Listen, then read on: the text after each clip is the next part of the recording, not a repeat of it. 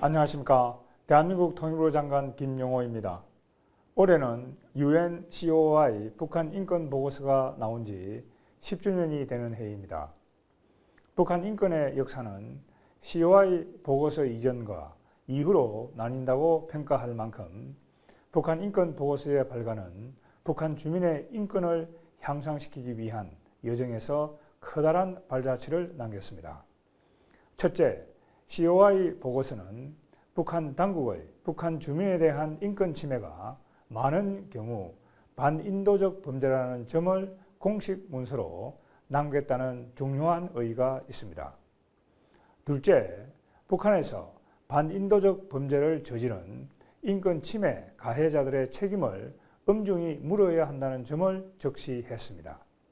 셋째, 국제사회를 향한 경고사항을 통해 북한 인권 문제가 단순히 북한에 국한된 것이 아니라 전 세계가 함께 풀어나갈 과제라는 점을 분명히 했습니다. 2015년 책임 규명을 위한 UN 인권 최고 대표 사무소 서울 사무소가 개소한 것은 COI 보고서의 직접적인 결실 중 하나입니다.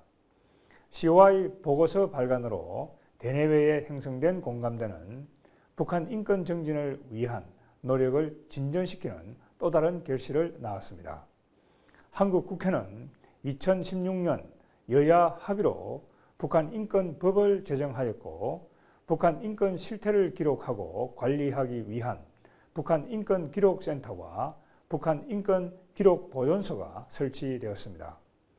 작년에는 북한 인권기록센터가 축적해온 결과를 정리한 2023년 북한 인권 보고서를 한국 정부 최초로 발간해 북한 인권의 실상을 대내외에 알렸습니다.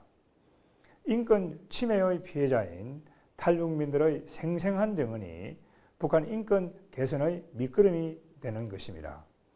한국 정부는 국제사회의 책임 있는 일원으로서 전 세계가 북한 인권을 위해 한 목소리를 내는데도 동참하고 있습니다.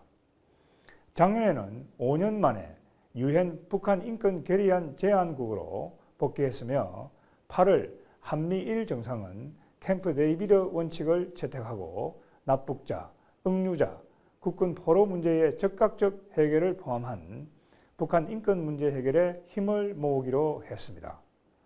보고서가 발간된 지 10년을 맞이하는 지금 우리는 앞으로의 10년을 향한 첫 발걸음을 떼고 있습니다.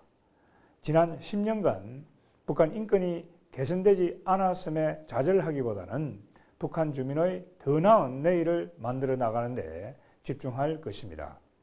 그 여정에 여러분들도 힘을 보태주시기를 바랍니다. 인류 보편적 가치로서 북한 인권 문제를 해결하는 데는 정부, 국제사회, 민간이 따로 있을 수 없습니다. 한국 정부가 올해부터 건립하는 국립북한인권센터는 북한 인권 실상을 알리는 핵심 허브로서 해외의 인권 커뮤니티와의 교류, 민간 단체의 참여를 통해 북한 인권 정진을 위한 시너지 효과를 내는 성공 사례로 만들어 나갈 것입니다. 마지막으로 북한 인권 정진을 위해 노력하고 있는 많은 분들의 노고에 진심으로 존경과 감사의 말씀을 드립니다. 감사합니다.